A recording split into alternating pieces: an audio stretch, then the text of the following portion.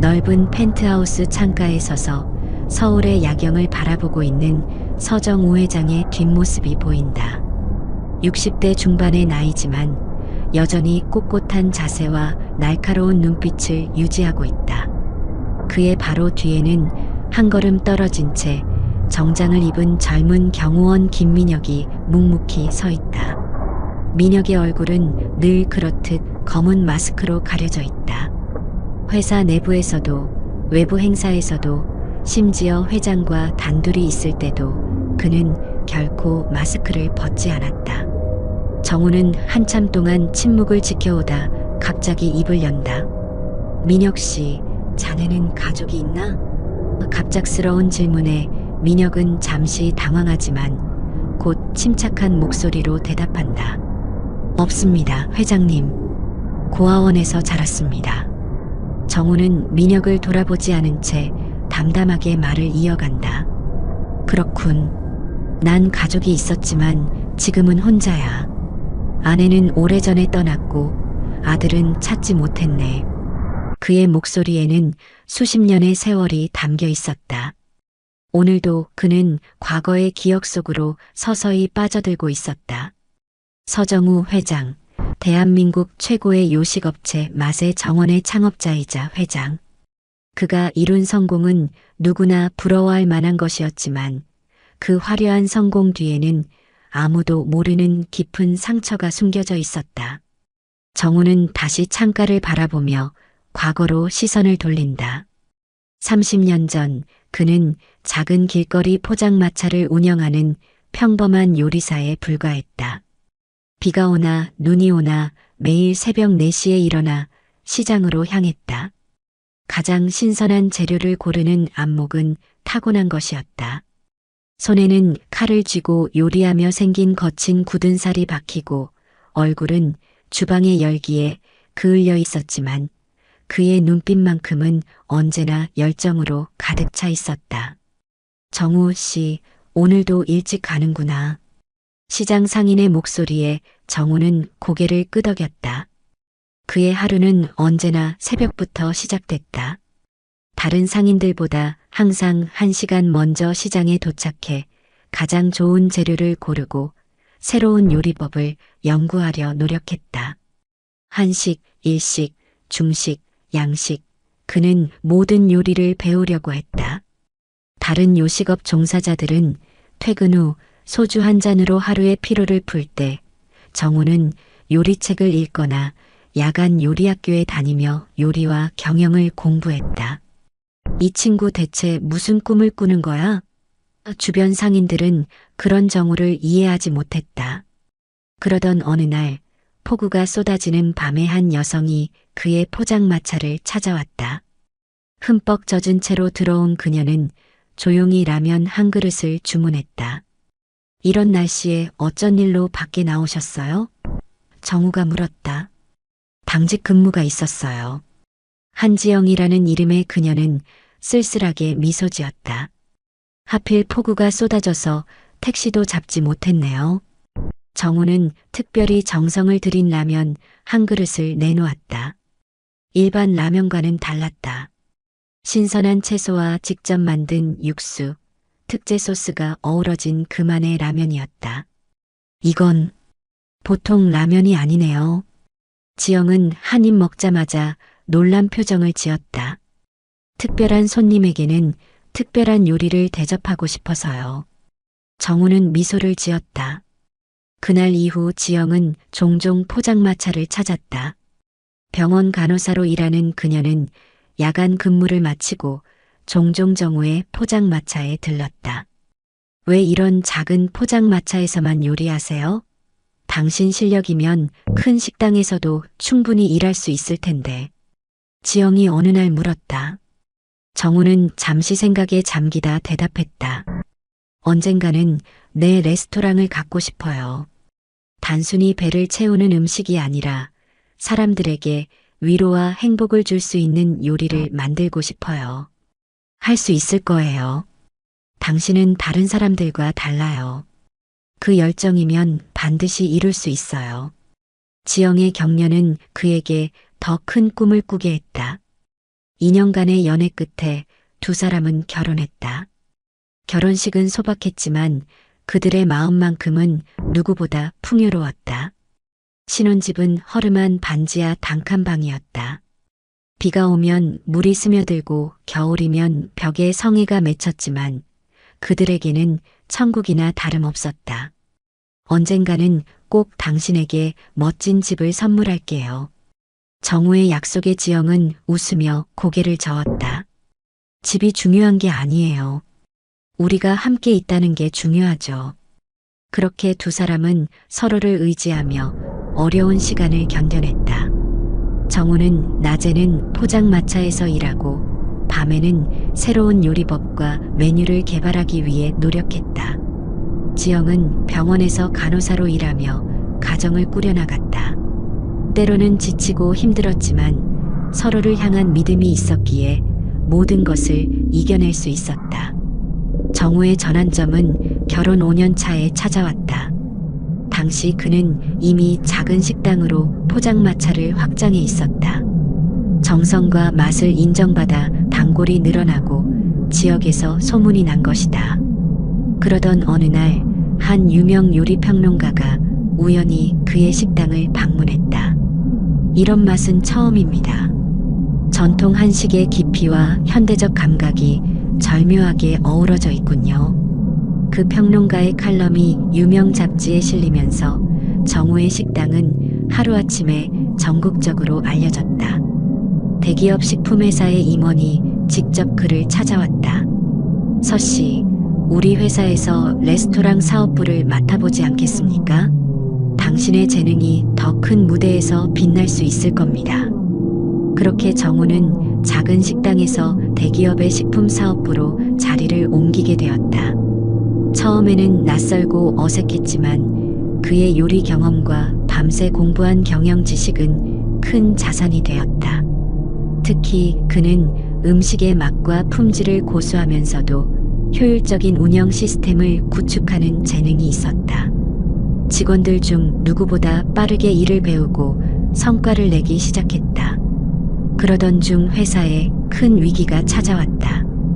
경쟁사의 공격적인 마케팅으로 매출이 급감하고 몇몇 지점에서 식중독 사고까지 발생한 것이다. 임원들이 모두 손을 놓고 있을 때 정우는 밤을 새워 모든 문제를 분석했다. 그리고 다음 날 아침 사장실 앞에서 기다렸다. 사장님, 해결책이 있습니다. 정우는 식재료 공급망 개선안과 위생관리 시스템, 그리고 새로운 메뉴 전략을 제시했다. 처음에는 반신반의하던 사장도 곧 그의 제안이 타당하다는 것을 인정했다. 결국 정우의 아이디어 덕분에 회사는 위기를 넘길 수 있었다. 자네 덕분에 회사가 살았네. 앞으로 자네에게 더 많은 책임을 맡기고 싶어? 그렇게 정우는 식품회사에서 빠르게 승진을 거듭했다. 그의 능력을 인정받아 결국 회사의 핵심 임원까지 오르게 되었다. 야간 대학에서 경영학을 전공하며 MBA 학위도 취득했다. 지영은 그런 남편을 누구보다 응원했다. 승진과 함께 두 사람의 형편도 빠르게 나아졌다. 정우는 반지하 단칸방에서 시작해 이제는 강남의 중형 아파트를 장만할 수 있게 되었다. 회사의 대출 지원과 그동안 모아온 저축으로 구입한 아파트였다. 지영은 새 아파트로 이사하던 날 감격에 눈물을 흘렸다. 정우 씨, 당신이 해냈어요. 정말 대단해요. 아니, 우리가 함께 해냈어. 이건 시작일 뿐이야. 그리고 마침내 그들에게 기다리던 소식이 찾아왔다. 지영이 임신한 것이다. 아이를 가진 지영은 그 어느 때보다 아름다웠다. 정우는 열심히 일하며 아내와 태어날 아이를 위해 더 나은 환경을 준비했다. 아파트의 한 방을 아기방으로 꾸미고 아기용품을 하나하나 챙기며 행복한 시간을 보냈다. 우리 아이는 아빠처럼 끈기 있고 엄마처럼 따뜻한 사람이 되겠죠. 지영은 배를 쓰다듬으며 말했다. 당연하지. 우리 아이는 세상에서 가장 행복한 아이가 될 거야. 1993년 봄, 그들의 아들 서준호가 태어났다. 정우는 아들을 품에 안는 순간 세상 모든 것을 가진 것 같은 기분이었다. 작고 여린 생명체는 그의 인생에 새로운 의미를 부여했다. 준호야, 아빠가 너를 위해 반드시 성공할게. 넌 절대 고생하지 않도록 해줄게. 아들이 태어난 후 정우는 더 큰 꿈을 꾸기 시작했다. 언젠가는 자신만의 레스토랑 체인을 세우고 싶다는 생각이 강해졌다. 현재 다니는 회사에서의 성공에 안주하지 않고 더 큰 도전을 하고 싶었다. 그러나 가족을 위한 안정적인 수입이 필요했기에 쉽게 결정을 내리지 못했다. 그렇게 3년이 흘렀다. 준호는 건강하게 자라 이제 말도 제법하고 뛰어다니는 활발한 아이가 되었다. 정우는 회사에서 중역진에 합류했지만 자신만의 길을 걷고 싶다는 열망이 점점 커졌다.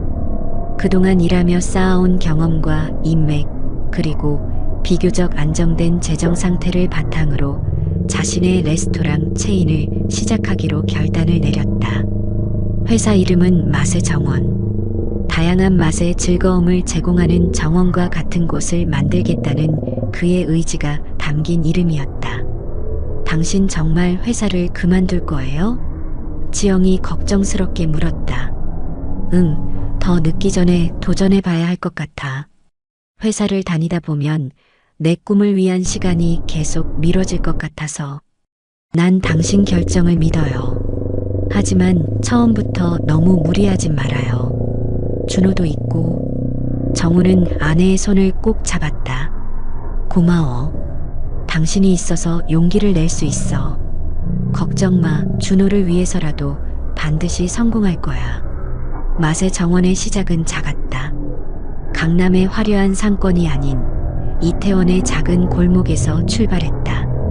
직원도 단 6명, 정우의 오랜 요리 동료들이 그의 뜻을 믿고 함께한 것이다. 처음에는 한식을 현대적으로 재해석한 퓨전 레스토랑으로 시작했다. 정우는 이전 회사에서 쌓은 인맥을 활용해 하나둘 단골 고객을 확보하기 시작했다. 사장님, 이번에 유명 잡지사에서 취재 요청이 들어왔습니다. 매니저가 전화를 건네자 정우는 눈을 빛냈다. 드디어 우리가 기다리던 기회군요. 음식 전문 잡지의 특집 기사였다. 맛의 정원에게는 전국적인 인지도를 얻을 수 있는 기회였다. 정우는 모든 것을 걸고 최고의 요리를 준비했다. 밤을 새워가며 완벽한 메뉴를 구성했고 최상의 재료만을 사용했다. 결과는 성공적이었다. 맛의 정원은 그 잡지에서 올해의 발견으로 선정되었고 정우는 혁신적인 한식 셰프로 소개됐다. 그는 매일 주방을 직접 지휘하며 품질을 관리했다. 기대 이상의 맛과 서비스로 고객들의 입소문이 퍼졌고 곧 예약 없이는 자리를 구하기 어려울 정도가 되었다. 서 셰프님, 자네 가게가 요즘 핫하다던데 우리 사업 파트너들도 한번 데려가고 싶네. 입소문을 타고 맛의 정원에는 점점 더 많은 고객이 찾아오기 시작했다. 직원 수는 빠르게 늘어났고 매장도 확장했다. 지영은 간호사 일을 그만두고 매장 관리를 돕기 시작했다. 그녀의 세심함과 따뜻한 성격은 직원들의 단결력을 높이는 큰 역할을 했다.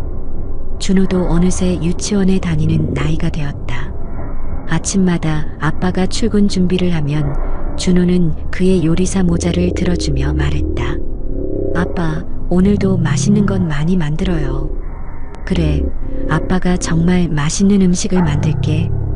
행복한 나날이 이어졌다. 맛의 정원은 창립 3년 만에 서울 곳곳에 분점을 낼 정도로 성장했다. 정우의 뛰어난 요리 실력과 경영 능력, 그리고 정직한 사업 방식이 빛을 발했다. 사람들은 그를 음식의 마법사라 부르기 시작했다. 그러나 1997년 말 한국을 강타한 IMF 외환위기는 맛의 정원에도 큰 타격을 주었다. 사람들이 외식을 줄이고 기업들의 회식이 취소되면서 매출이 급감하기 시작했다. 외식업계 전체가 휘청거렸다. 거대한 파도가 밀려오듯 위기는 갑작스럽게 찾아왔다. 하루아침에 금융권은 대출을 회수하기 시작했고 회사 자금 사정은 급격히 악화되었다. 정우는 사무실에 밤늦게까지 남아 해결책을 찾기 위해 고민했다. 직원들의 급여를 제때 주기 위해 개인 재산까지 투입했지만 상황은 나아질 기미가 보이지 않았다. 사장님, 이대로 가다간 회사가 무너집니다. 일단 인원 감축을 해야 합니다. 재무 담당자가 조심스럽게 제안했다. 정우는 고개를 저었다. 직원들은 마지막까지 지켜야 해. 다른 방법을 찾아보자. 그는 모든 매장을 재검토하고 회사의 자산을 정리하기 시작했다. 그러나 당시 부동산 시장도 얼어붙어 죗값을 받기 어려웠다. 결국 정우는 마지막 카드를 꺼내들었다. 강남에 있는 자신의 아파트를 담보로 추가 대출을 받은 것이다. 여보, 집까지 걸면 어떡해요? 지영이 걱정스럽게 물었다. 지금은 회사를 살리는 게 우선이야. 걱정 마. 분명히 이 위기도 곧 지나갈 거야. 하지만 상황은 생각보다 빠르게 악화되었다. 외식산업 전체가 최악의 불황을 겪었고 몇몇 단골 기업들이 부도가 나면서 미수금이 발생했다. 그럼에도 정우는 포기하지 않았다. 어떻게든 회사와 직원들을 지키기 위해 발버둥쳤다. 어느 날 밤 사무실에서 늦게까지 일하던 정우는 가슴에 심한 통증을 느꼈다. 과로와 스트레스가 쌓여 심장에 무리가 온 것이다. 쓰러진 그를 발견한 당직 직원이 급히 병원으로 데려갔다. 당분간 절대 안정이 필요합니다. 이대로 가다간 더 큰 문제가 생길 수 있어요. 의사의 경고에도 정우는 오래 병원에 머물지 않았다. 회사가 위태로운데 여기서 누워있을 순 없어. 그는 퇴원 수속을 밟았다. 집으로 돌아오는 길, 지영은 남편의 수척해진 모습을 보며 눈물을 참을 수 없었다. 한때 당당하고 힘찬 모습은 온데간데였고 피곤함과 근심이 깊게 패인 얼굴만 남아있었다. 이제 그만해요. 회사보다 당신 건강이 더 중요해요. 걱정 마. 난 괜찮아. 직원들 가족들도 우리 책임이야. 그날 밤 준호는 아버지의 무릎에 앉아 그동안 그린 그림을 보여주었다. 아이의 그림 속에는 맛있는 음식을 만드는 아빠의 모습이 그려져 있었다. 아빠는 세상에서 제일 맛있는 음식을 만드는 사람이에요. 준호가 자랑스럽게 말했다. 정우는 아들을 꼭 안아주었다. 이 순간 그는 다시 한번 어떻게든 이 위기를 극복해야겠다고 다짐했다. 그러나 다음 날 아침 맛의 정원 사무실에 검은 양복을 입은 남자들이 찾아왔다. 그들은 사채업자들이었다. 은행 대출이 막히자 정우는 어쩔 수 없이 높은 이자의 사채를 썼고 이제 그 기한이 다가온 것이다. 서 사장님, 기한이 지났습니다. 이제 원금과 이자를 모두 갚으셔야 합니다. 조금만 더 시간을 주십시오. 곧 자금이 들어올 예정입니다. 미안합니다만 더 이상 기다릴 수 없습니다. 그날 이후 사채업자들의 방문은 계속되었다. 처음에는 정중한 독촉이 점차 그 어조와 방식이 위협적으로 변해갔다. 회사 전화는 끊임없이 울렸고 직원들은 불안에 떨기 시작했다. 그러던 어느 날 밤 맛의 정원 사무실 앞에 검은색 승용차가 서더니 3명의 남자가 내렸다. 그들은 사무실 유리문을 거칠게 두드렸다. 마침 늦게까지 일하던 정우가 문을 열었다. 서 사장, 인내심이 바닥났네. 이제 남은 방법은 하나뿐이야. 그들은 정우를 거칠게 밀치고 사무실 안으로 들어왔다. 사납게 돌아다니며 컴퓨터를 뒤집고 서류를 흐트러뜨렸다. 위협적인 분위기에 정우는 머리가 어지러워졌다. 이들이 진짜 위험한 사채업자들인 것을 실감하는 순간이었다. 돈이 없으면 다른 방법으로 받아야겠지. 들리는 소문에 서 사장 가족이 강남에 산다면서? 그 말에 정우의 온몸에 전율이 흘렀다. 가족을 위협하는 말이었다. 가족은 건드리지 마시오. 내가 어떻게든 돈을 마련하겠습니다. 일주일, 딱 일주일만 더 기다려주지. 그때까지 안 되면. 남자는 말끝을 흐렸지만 그 뜻은 분명했다. 사무실에 혼자 남은 정우는 주저앉아 얼굴을 감쌌다. 이제 더 이상 방법이 없었다. 가족의 안전이 위협받는 상황에서 할 수 있는 선택은 하나뿐이었다. 그날 밤 그는 모든 것을 정리하기 시작했다. 다음 날 아침 정우는 평소보다 일찍 일어나 준호의 방으로 갔다. 아직 잠든 7살 아들의 얼굴을 오래도록 바라보았다. 마지막으로 보는 것처럼 아들의 모든 것을 기억하려 했다. 작은 손가락, 도톰한 볼, 긴 속눈썹. 손으로 아들의 머리카락을 살짝 쓰다듬었다. 미안해, 준호야. 아빠가 약속을 지키지 못해서. 거실로 나온 정우는 지영에게 차분히 말했다. 나 좀 나갔다 올게. 중요한 미팅이 있어. 아침은? 지영이 걱정스럽게 물었다. 괜찮아. 밖에서 먹고 갈게. 현관에서 신발을 신으며 정우는 마지막으로 집안을 둘러보았다. 모든 것이 그대로인데 무언가 작별을 고하는 듯한 기분이었다. 그는 깊게 한숨을 내쉬었다. 지영아. 응? 고마워. 그동안 정말 고마웠어. 지영은 의아한 표정을 지었지만 정우는 더 이상 말을 잇지 않고 문을 열고 나갔다. 그것이 가족과의 마지막 대화였다. 정우는 곧장 변호사 사무실로 향했다. 거기서 모든 재산을 지영 명의로 이전하는 서류를 작성했다. 가족을 지키기 위한 최소한의 조치였다. 그리고 짧은 편지 하나를 남겼다. 지영에게 미안하다. 내가 너무 무리했어. 하지만 걱정하지 마. 모든 걸 내 명의로 해뒀으니 너와 준호는 괜찮을 거야. 회사 일은 내가 책임질게. 준호에게 아빠가 나쁜 사람이 아니라고 말해줘. 언젠가 반드시 돌아올게. 사랑해. 그 후 정우는 짐을 최소한으로 챙겨 서울을 떠났다. 목적지는 멀리 부산. 그곳에서 새 출발을 하기로 했다. 가족을 위험에서 멀어지게 하기 위한 선택이었다. 사채업자들이 그를 찾지 못하면 가족도 건드리지 않을 것이라 생각했다. 지영은 남편이 갑자기 사라진 이유를 이해하지 못했다. 편지 내용으로 상황의 심각성을 짐작할 수 있었지만 왜 함께 해결하지 않고 홀로 떠났는지 받아들이기 어려웠다. 경찰에 실종 신고를 하고 찾아보았지만 정우는 흔적도 없이 사라졌다. 사채업자들은 결국 정우의 집을 찾아왔지만 모든 재산이 지영 명의로 되어 있어 손을 대지 못했다. 그러나 그들은 끈질기게 지영을 괴롭혔다. 밤낮으로 전화를 걸어 협박하고 때로는 집 앞까지 찾아와 위협했다. 당신 남편이 어디 있는지 알려주면 좋을 텐데. 결국 지영은 끊임없는 협박과 위협 속에서 준호를 데리고 이사를 결정했다. 그녀는 친정 어머니가 계신 대구로 거처를 옮겼고 다시 간호사 일을 시작해 생계를 꾸려나갔다. 하지만 불행은 연달아 찾아왔다. 이사한 지 1년도 채 되지 않아 지영은 중병 진단을 받았다. 폐암 말기.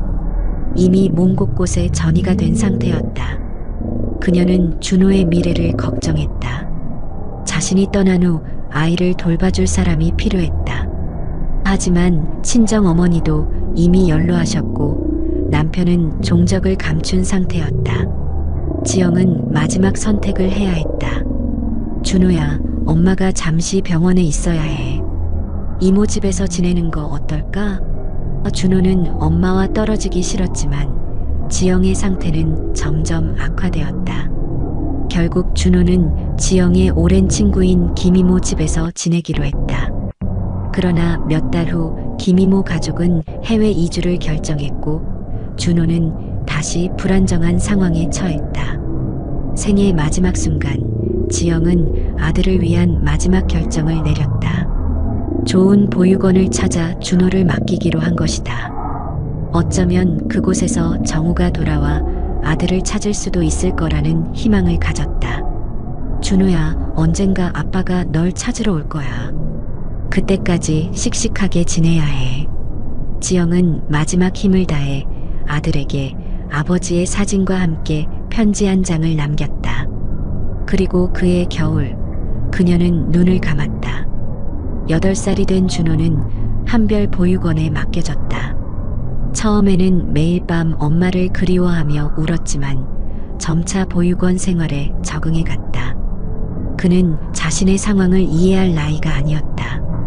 다만 언젠가 부모님이 자신을 데리러 올 것이라는 희망을 품고 하루하루를 살아갔다. 한편 부산으로 간 정우는 처음부터 다시 시작했다. 이름을 김정환으로 바꾸고 작은 분식점에서 일하기 시작했다. 사채업자들의 추적을 피하기 위해 가명을 사용했다. 낮에는 주방장으로 일하고 밤에는 요리학원에서 강사로 부업을 했다. 그렇게 5년이 지났다. 부산에서의 정우는 성실함과 요리 실력으로 인정받으며 점차 자리를 잡았다.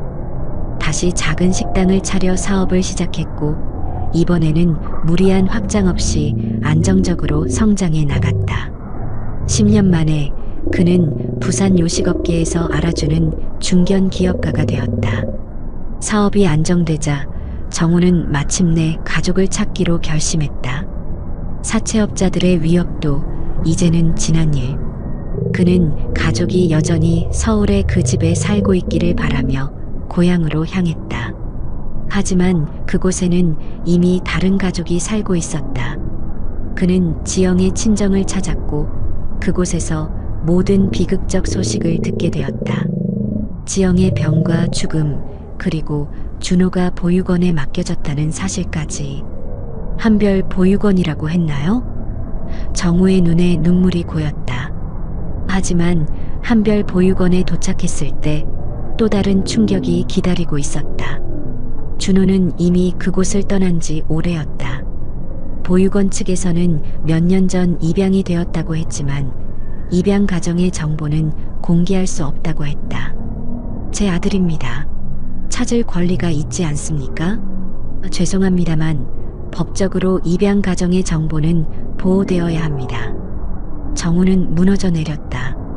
그는 모든 방법을 동원해 준호를 찾으려 했지만 입양 기록은 철저히 비밀로 유지되어 있었다. 깊은 상실감에 빠진 정우는 다시 모든 것을 정리하고 서울로 돌아왔다. 부산에서의 사업을 매각하고 모든 자원을 동원해 맛의 정원을 다시 세웠다. 이번에는 과거의 실패를 교훈 삼아 더 철저하게, 더 신중하게 사업을 진행했다. 성공을 위한 집념이 그를 밀어붙였다. 어쩌면 크게 성공해 이름을 알리면 준호가 자신을 찾아올지도 모른다는 희망이 있었다. 20년이 흐른 2023년 맛의 정원은 대한민국 5대 외식 기업 중 하나로 성장했다. 서정우, 요식업계의 혁신가이자 자수성가한 기업인으로 널리 알려졌다. 그의 성공 스토리는 많은 이들에게 귀감이 되었지만 누구도 그가 매일 밤 아들과 아내의 사진을 보며 눈물 흘린다는 사실은 알지 못했다. 회장님, 새 경호원이 도착했습니다. 비서가 정우의 사무실 문을 두드렸다. 들어오게 하게. 정우는 창가에서 고개를 돌렸다. 문이 열리고 30대 중반의 젊은 남자가 들어왔다. 키가 크고 체격이 좋았으며 깔끔한 정장 차림에 예의 바른 자세가 인상적이었다. 그의 얼굴 아래쪽은 검은 마스크로 가려져 있었다. 안녕하십니까, 회장님. 김민혁이라고 합니다. 오늘부터 회장님의 경호를 맡게 되었습니다. 정우는 새 경호원을 유심히 살펴보았다. 특별히 눈에 띄는 점은 없었지만 어딘가 모르게 친근한 느낌이 들었다. 자네 이전에는 어디서 일했나? 청와대 경호처에서 5년, 그리고 해외 VIP 경호 업무를 3년 했습니다. 좋아. 자네를 추천한 사람이 자네 실력을 높이 평가하더군. 기대하고 있겠네. 그렇게 김민혁은 서정우의 전담 경호원이 되었다. 처음에는 형식적인 관계였지만 시간이 지날수록 정우는 민혁에게 이상한 친밀감을 느꼈다. 특히 그의 진지하고 성실한 모습은 젊은 시절 자신을 떠올리게 했다. 민혁은 맡은 일에 최선을 다했다. 정우의 일정을 완벽히 파악하고 항상 한 발 앞서 모든 상황을 대비했다. 그는 단순한 경호 업무 외에도 회장의 건강을 챙기고 때로는 개인적인 심부름까지 했다. 하지만 한 가지 특이한 점이 있었다. 민혁은 어떤 상황에서도 마스크를 벗지 않았다. 식사 시간에도 따로 자리를 마련해 혼자 먹었고, 심지어 회장과 단둘이 있을 때도 마스크는 항상 얼굴을 가리고 있었다. 민혁 씨, 자네는 가족이 있나? 어느 날 정우가 문득 물었다. 없습니다, 회장님. 고아원에서 자랐습니다. 그 말에 정우는 가슴이 찔린 듯 했다. 그의 아들 준호도 지금쯤 민혁과 비슷한 나이일 것이다. 그도 이렇게 홀로 자랐을까? 그 생각에 정우는 민혁에게 더 각별한 관심을 갖게 되었다. 6달이 지난 어느 날, 마세 정원 본사에서 중요한 프로젝트 발표회가 열렸다. 정우는 직접 단상에 올라 신규 사업을 소개하고 있었다. 민혁은 평소처럼 무대 옆에서 경계를 늦추지 않고 회장을 지켜보고 있었다. 그때였다. 관중석에서 갑자기 한 남자가 벌떡 일어나 소리를 질렀다. 서정우, 내 때문에 내 인생이 망했다. 다 갚아줄 거야. 그리고 남자는 재킷 안에서 무언가를 꺼내기 시작했다. 순간적으로 민혁은 그것이 위험한 물건임을 직감했다. 그는 지체 없이 무대로 뛰어올라 정우를 몸으로 감쌌다. 조심하십시오, 회장님. 바로 그 순간 날카로운 물체가 날아와 민혁의 얼굴을 스쳤다. 마스크가 찢어지며 그의 얼굴이 드러났다. 오른쪽 뺨에는 깊은 흉터가 있었다. 경호팀과 경찰이 즉시 범인을 제압했고 민혁은 응급 처치를 받았다. 민혁? 괜찮나? 빨리 병원으로 데려가게. 정우는 민혁의 상태를 걱정했다. 괜찮습니다, 회장님. 깊지 않은 상처입니다. 하지만 정우의 시선은 민혁의 얼굴에 고정되어 있었다. 특히 오른쪽 뺨의 흉터에. 그것은 단순한 흉터가 아니었다.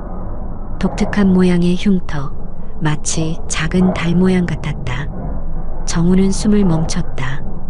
그 흉터는 어디선가 본 적이 있는 흉터였다. 병원으로 이동하는 차 안에서 정우는 민혁의 손을 꼭 잡았다. 목숨을 걸고 자신을 지켜준 이 젊은이에게 말로 표현할 수 없는 고마움을 느꼈다. 그러나 그의 마음은 혼란스러웠다. 그 흉터가 의미하는 바가 너무나 큰 것 같았다. 병원에 도착한 후 의사는 민혁의 상처를 살폈다. 다행히 크게 다치지 않았습니다. 하지만 이 오래된 흉터는. 민혁은 부끄러운 듯 고개를 돌렸다. 어릴 때 생긴 상처입니다. 응급처치 후 민혁은 병실로 옮겨졌고 정우는 그의 곁을 지키며 밤을 샜다. 왜 그렇게 위험을 무릅쓰고 나를 지켰나? 자네 목숨이 위험할 수도 있었는데. 정우가 조용히 물었다. 민혁은 희미하게 웃었다.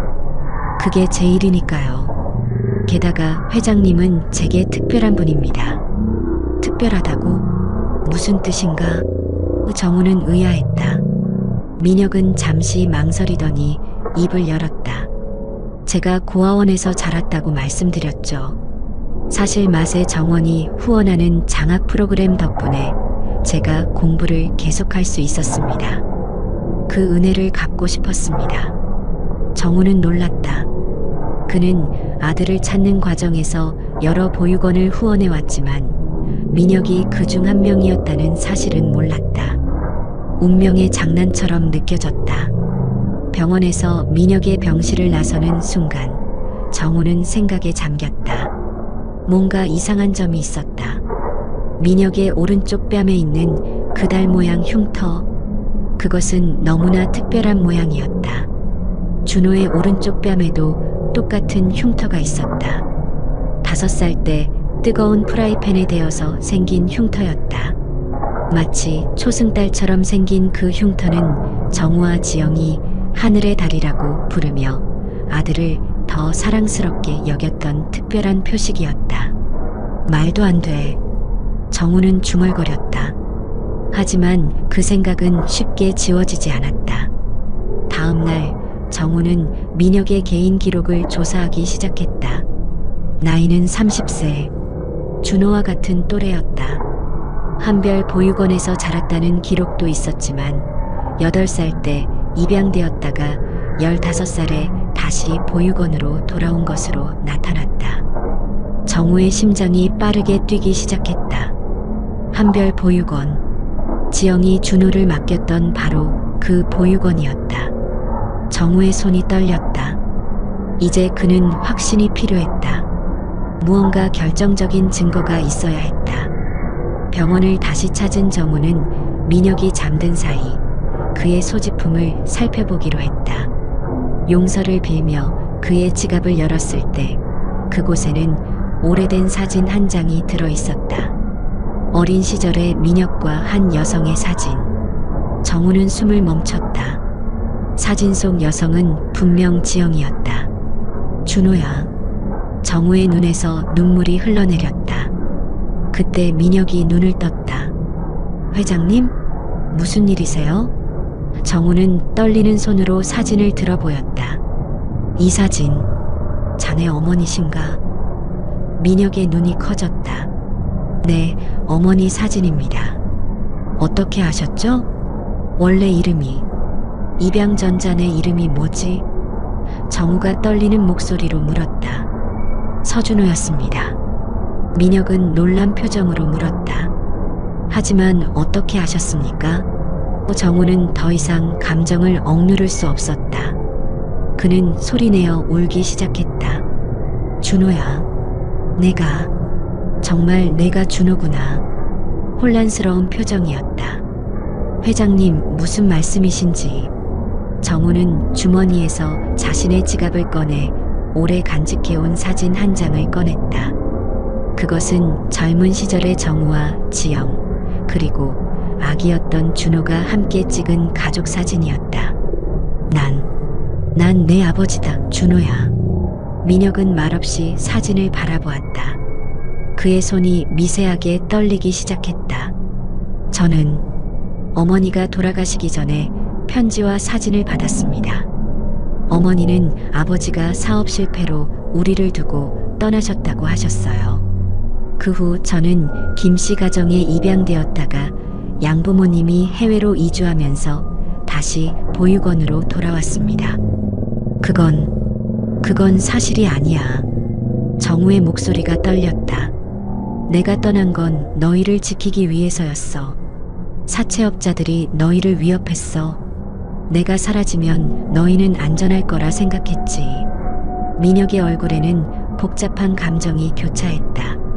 30년 넘게 자신이 알고 있던 진실이 뒤집히는 순간이었다. 그는 사진을 내려놓고 가만히 침대에 앉았다. 증명할 수 있습니까? 정말 제 아버지라는 걸요? 정우는 목소리를 가다듬었다. 내 오른쪽 뺨의 흉터는 5살 때 주방에서 뜨거운 프라이팬에 데워서 생긴 거야. 엄마랑 나는 그 흉터를 하늘의 달이라고 불렀지. 내가 울자 엄마가 우리 준호 뺨에 예쁜 달이 생겼네라고 달래줬던 거 기억나? 민혁의 눈에 눈물이 고였다. 그가 무의식적으로 오른쪽 뺨의 흉터를 만졌다. 그리고 내 허벅지 아래쪽에는 작은 점 3개가 있을 거야. 마치 삼각형 모양처럼. 태어날 때부터 있었지. 민혁의 눈이 커졌다. 그것은 아무도 모르는 그의 신체적 특징이었다. 왜 돌아오지 않으셨어요? 엄마가 돌아가실 때까지, 제가 혼자일 때까지. 정우는 고개를 숙였다. 찾았어. 정말 찾았단다. 사업이 안정되자 서울로 돌아와 너희를 찾았지만 지영은 이미, 그리고 너는 입양됐다고 보육원에서 입양 정보를 공개할 수 없다고 했어. 그래서 내가 할 수 있는 건 최대한 많은 보육원을 후원하면서 너의 소식을 기다리는 것뿐이었어. 민혁은 오랫동안 침묵했다. 머릿속에서는 어린 시절의 기억들이 파편처럼 떠올랐다. 아직 어렸을 때 희미하게 기억나는 아버지의 얼굴, 엄마가 자주 보여주던 가족 사진, 그리고 보육원에서 외롭게 보낸 시간들. 왜 이제서야 말씀하시는 겁니까? 제가 입사한 지 벌써 6개월이 지났는데요. 확신이 없었어. 내가 정말 내 아들 준호인지. 수많은 젊은이들을 후원했고 내가 그중 하나일 수도 있다고 생각했지. 하지만 어제 내가 나를 위해 목숨을 걸었을 때 그 흉터를 보고 그때 확신이 들었단다. 병실은 다시 침묵에 잠겼다. 30년의 세월이 만든 간극은 쉽게 메워지지 않을 만큼 깊었다. 마침내 민혁이 입을 열었다. 어릴 때 저는 매일 밤 아버지가 돌아오길 기도했어요. 엄마는 항상 아빠는 곧 돌아올 거야 라고 말씀하셨거든요. 그런데 시간이 지날수록 그 말을 믿기 어려워졌죠. 정우의 눈에서 눈물이 흘러내렸다. 김씨 가족이 저를 데려갔을 때도 저는 언젠가 진짜 아버지가 나타나실 거라고 생각했어요. 하지만 결국 저는 그 기대를 접었습니다. 민혁은 깊게 숨을 내쉬었다. 지금은 어떻게 해야 할지 모르겠습니다. 갑자기 모든 것이. 정우는 조심스럽게 민혁의 손을 잡았다. 처음에는 민혁이 경직되었지만 이내 그대로 두었다. 서두르지 않아도 돼. 시간이 필요하다면 얼마든지 줄게. 다만 이제는 내가 내 아버지라는 걸 알아. 그리고 그동안 못해준 것들, 지켜주지 못한 것들을 많이 해주고 싶어. 민혁은 천천히 고개를 들어 정우의 눈을 마주 보았다. 그의 눈에는 아직 의심과 혼란이 있었지만 또한 오랫동안 갈구해온 어떤 감정도 스며 있었다. 시간이 필요합니다. 그래, 준호야. 아니, 민혁아. 내가 원하는 만큼 시간을 가져도 돼. 그날 이후 두 사람의 관계는 미묘하게 변화했다. 민혁은 여전히 정우의 경호원으로 근무했지만 점차 업무 외적인 대화도 나누기 시작했다.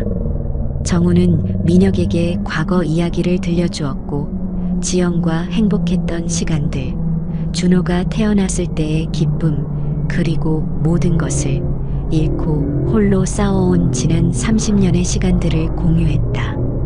민혁은 정우의 이야기를 들으며 조금씩 마음의 벽을 허물어갔다. 한동안은 회장님이라고 부르던 그가 어느 순간부터 아버님이라는 말을 조심스럽게 꺼내기 시작했다. 처음에는 어색했지만 그 한마디가 30년의 세월을 조금씩 메워갔다. 퇴원 후 정우는 민혁에게 제안했다. 내 집에서 함께 살지 않을래? 물론 강요는 아니야. 민혁은 잠시 생각하더니 고개를 끄덕였다. 좋습니다. 경호원으로도 그 편이 효율적일 것 같습니다.